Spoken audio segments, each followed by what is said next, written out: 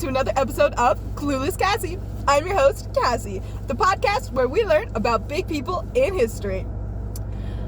Today, I'm joined by a woman who, honestly, I didn't know who existed until like 10 minutes ago. Victoria Woodhill. Hi, Victoria. Hello, Cassie. I'm delighted to be here, I think. So, Victoria, give me the rundown. Who are you?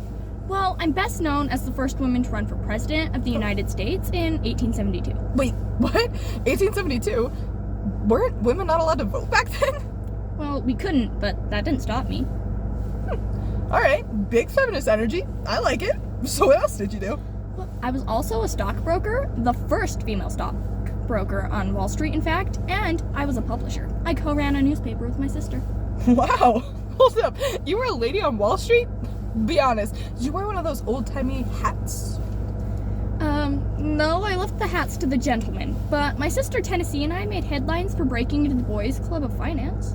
Sister power! Now, you know what I'm going to ask next, right?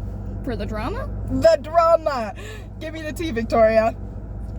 Oh, there was plenty. I advocated for free love. You did what?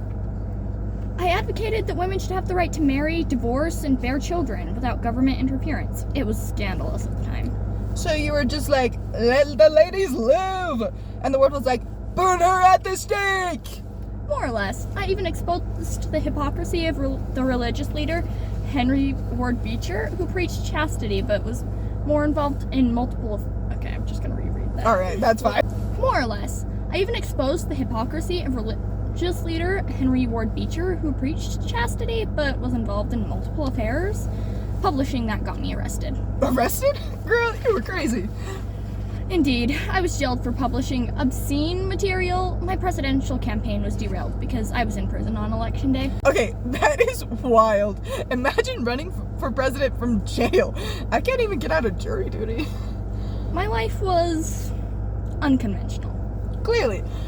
Alright, folks, before we hear more about Victoria's wild ride, let's hear from our sponsor. Hello, and welcome to the infomercial sponsoring Clueless Cassie. On the Hunks in History Network, we rank presidents based on their hot to crazy ratio. I will justify my rankings of each U.S. president based on their looks versus their ability to run the country. Rules and breakdown. Each presidential ranking will be taken from the C-SPAN Presidential Historian Survey, because that was way above my pay grade, which is none, and a group of people with a master's degree are more qualified for this than I will ever be. I ranked their looks based on how they looked during their late teens to early 20s. My qualifications for this are I am a teenage girl. These two numbers were then averaged, and the lower score, the higher they ranked. Tiebreakers were decided by who was hotter during their presidency. Spoiler, they were all ugly. Let's start off with the bad ones. In dead last, we have James Buchanan. He ranked last presidentially and second to last attractively. He was known for such massive mess-ups as Bleeding Kansas, Dred Scott decision, and the South seceding from the Union.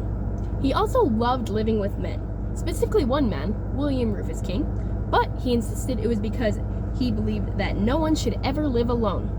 Believable? No. Closeted? Yes. Stay tuned for the following 44. Back to you, Cassie. Thanks, Lauren, for whatever awesome thing that you're doing.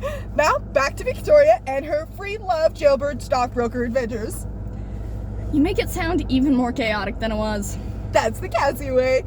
So what happened after the whole jail president run thing? Well, not much. Eventually, I moved to England, married a banker, and lived a quieter life advocating for women's rights internationally. Huh. You went from Wall Street rebel to chill British tea sipper? One might say that. Well, Victoria, you've officially made it into Cassie's Hall of Badass Historical Women. Thanks for sharing your story. Thank you, Cassie. It was enlightening. Alright, listeners, that's it for today's episode of Clueless Cassie, the podcast where we learn about big people in history. I'm your host, Cassie, signing off for today.